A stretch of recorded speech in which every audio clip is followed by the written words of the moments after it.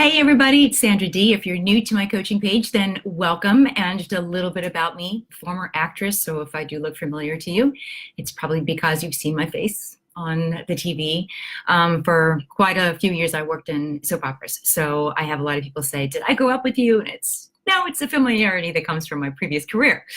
But for the past decade or so, I have been working with business owners to help them clarify their message, get it out there with just absolute perfection, and tell it with mastery.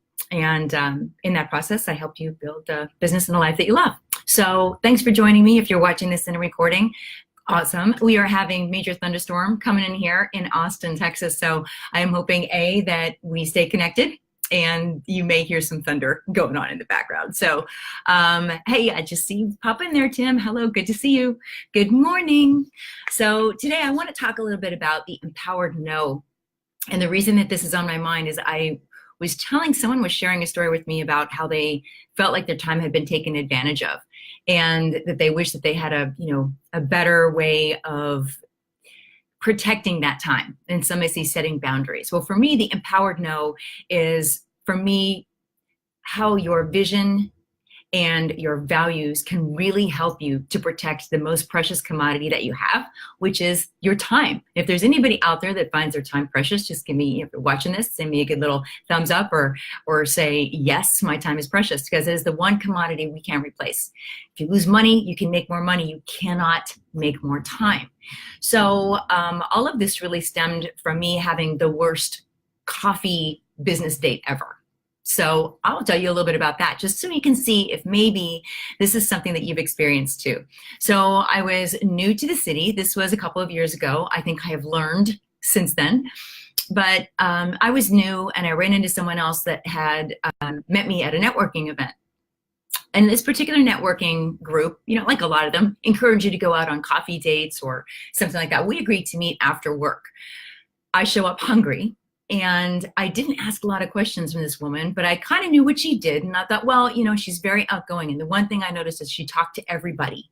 So I thought, wow, she might really help me, since I'm an introvert, get to know some of these people. So I agreed to meet her. That was the only, hello, Riza, hello. That was the only thing that I knew about her. That was it. So I show up, and we're meeting at what seemed to be an Italian restaurant. When I looked at the address, it turns out it's a pizza parlor. It is cement floor, tons of kids, because it's after school hours. There's a line to get up to the counter. I'm talking like this is like a fast food kind of pizza joint, right? The line to get up to the counter, about 20 to 30 people. I'm not kidding.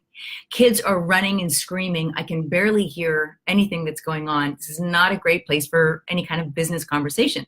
As I find her, she's sitting with her glass of wine and her computer, like she's been camped out there for quite a bit, which I later realized she has been seeing people on a regular basis, like I had been coming in. She had seen someone before me. And I was starving, and I couldn't hear her. And I said, is it possible that we could move? And she ignored me. That was the start of it.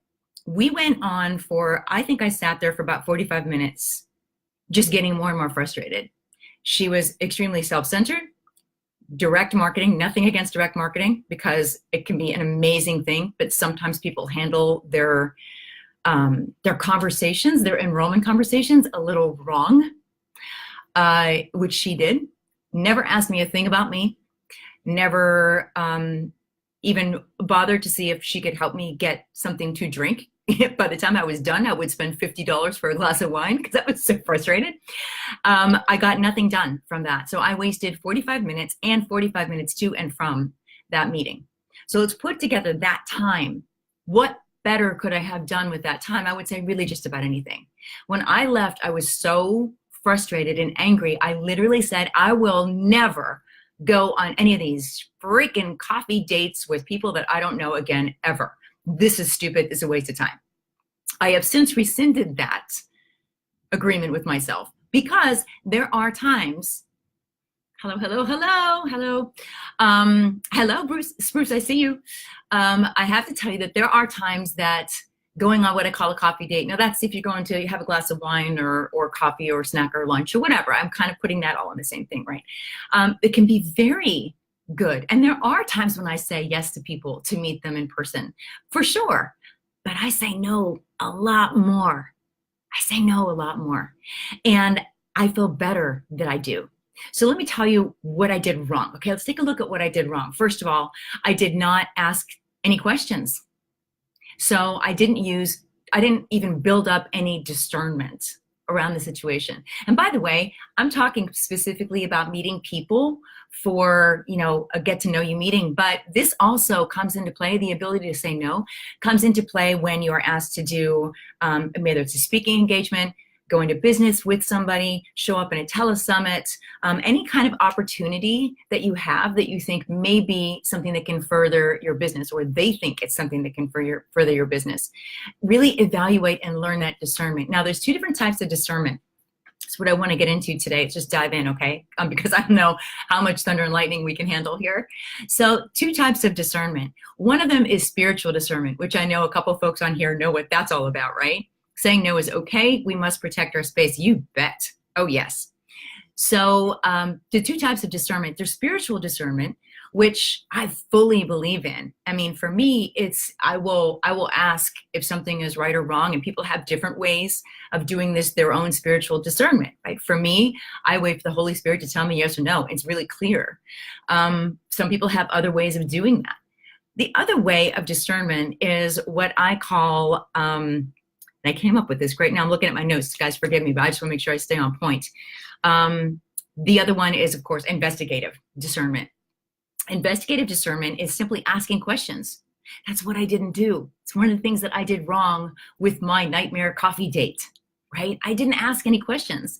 I didn't ask what her goals were, what her values were, what her business was what her vision for her business was moving ahead, who she needed to align with. Now, if any of those questions had been asked, I probably didn't have the chance to because she was pretty outgoing.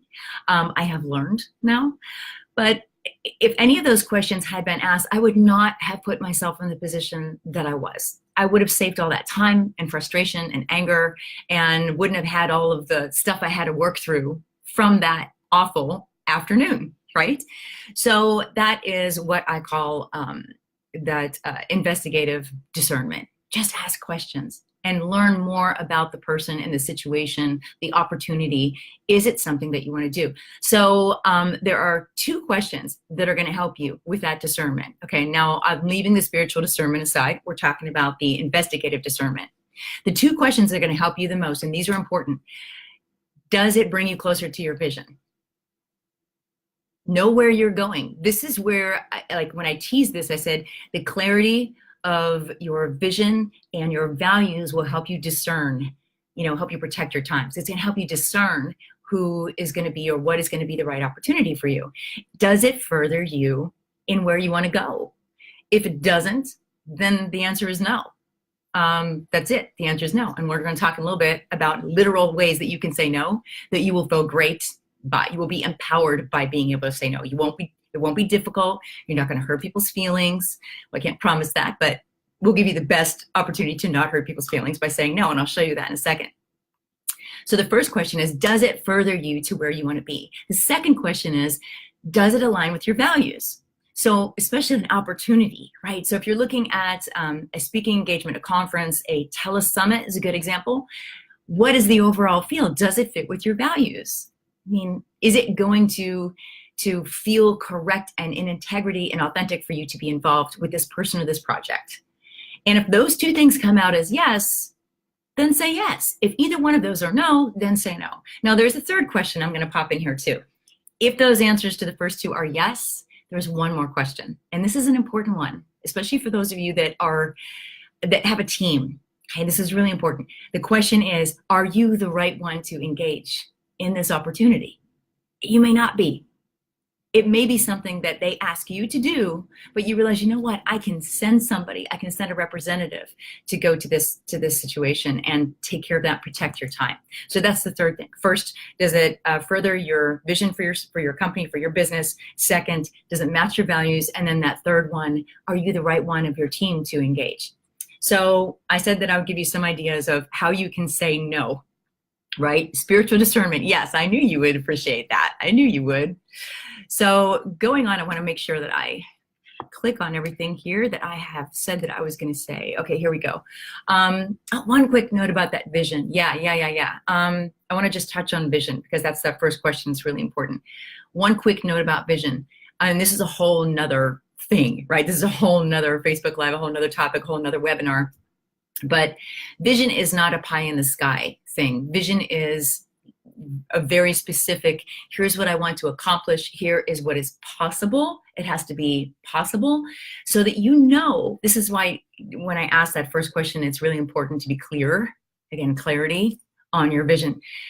Know what resources do you have in order to get you there? What resources do you need? Who do you need to bring into your life, your community, and your business in order to make that happen? So when you have those things really in place and you're super clear on that part of your future, then that decision, that discernment becomes that much easier. So I just had to throw that in there. So the actual things that you can say, now I love this because as I was preparing for this, I got a book delivered. I am a little crazy about ordering books. This is the book. I heard it on a podcast and I ordered it.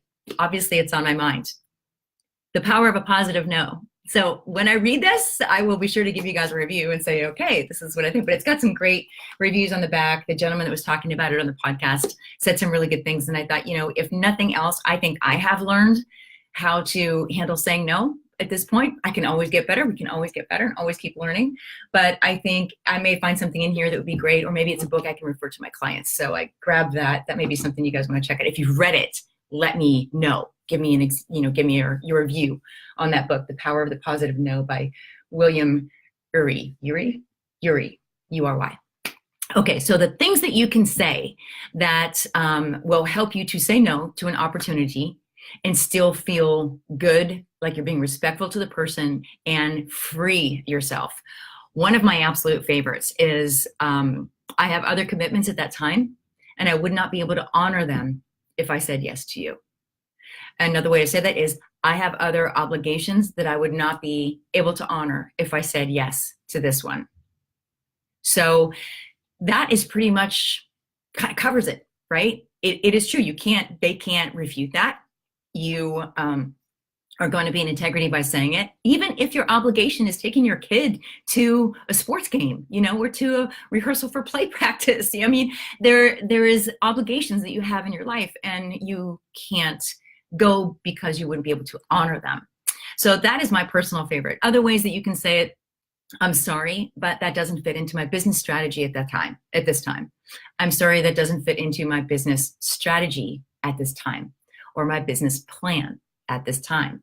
Another way that you can say it is, I am already committed financially or time-wise, but perhaps we can discuss that at a later time. Now, if you do use that, hey, maybe we can discuss this later. Maybe we can talk about that in the next quarter. Maybe we can talk about that next year. You better be ready to talk about it. It's not going to go away. So if you do use that one, you're not actually saying no, you're saying not right now, which is another way of saying no. But all of those three things, I think, show respect to the person that you're with and help you protect your time. So the very first thing we learned about is how your visions and your values will help you to discern whether or not to use your precious commodity of time to engage in an opportunity, whether it's a meeting with somebody, an opportunity to speak, be involved in a project, whatever it is, right? Even in networking events. This is one thing that you can do to really help save your time, work on that discernment. And with the right phrasing that feels authentic to you, you are going to be able to say no, and you're going to feel really empowered when you do. You're going to feel like you are protecting yourself, and you are. So congratulations. You have now just learned some more skills to protect yourself and take care of yourself, and your time is your most precious commodity, right? So if this rung a bell with you, I would really love to know. Because I know I can't be the only one that feels like they have wasted some time with people or projects or events or things. And you sit there and you go, how can I do better with this? How can I keep from feeling like I have wasted time? This is one way. It's a preventative, but it really, really helps to have that clarity around your vision and even your brand. Right? That's part of your vision. So have that clarity around your vision and clarity around your values. That is the filter for that discernment that we talked about. So if this has been helpful, please let me know, because I would like to actually do some more of these kind of things. You're welcome, Spruce. Thanks for being here. I really appreciate it. I appreciate all the thumbs up and the hearts and stuff I saw going. Thank you guys so much. I'm going to get rolling here as the thunder is rolling in here in Austin. The rain has already started, and I get to hop in the car and drive through this now. That's all right. It's all good. So thank you guys. Jennifer, hello. Good to see you. I'm just hopping off, but it's good to see your face in your little bubble. And have a great day, you guys. If you did miss some of this, it will be up on my coach page, so you can come and see it anytime that you want. And in fact, if you would share it, if you think this is helpful for somebody, please share it. That would be awesome. So, all right. All right. I will see you guys later. Christine, looks like you're writing something. I don't want to zoom off when you're writing. Thank you. I have sent, and I can't see the rest of it. I will see it probably. Oh, there we go. I sent your questions to myself in an email. Oh, good. That's really smart. Christine sent the questions to herself in an email so you can remember them. Yeah, you know what? That's great. Put them in I put sticky notes inside my drawers of my desk sometimes so I can refer to them. So I will open up my desk and go, oh yeah, there it is. Little notes to myself inside my desk. That way it doesn't clutter my desk, but I see them because I open my drawers every day. So, all right, you guys, thank you. Have a beautiful week, and I will see you soon. Bye.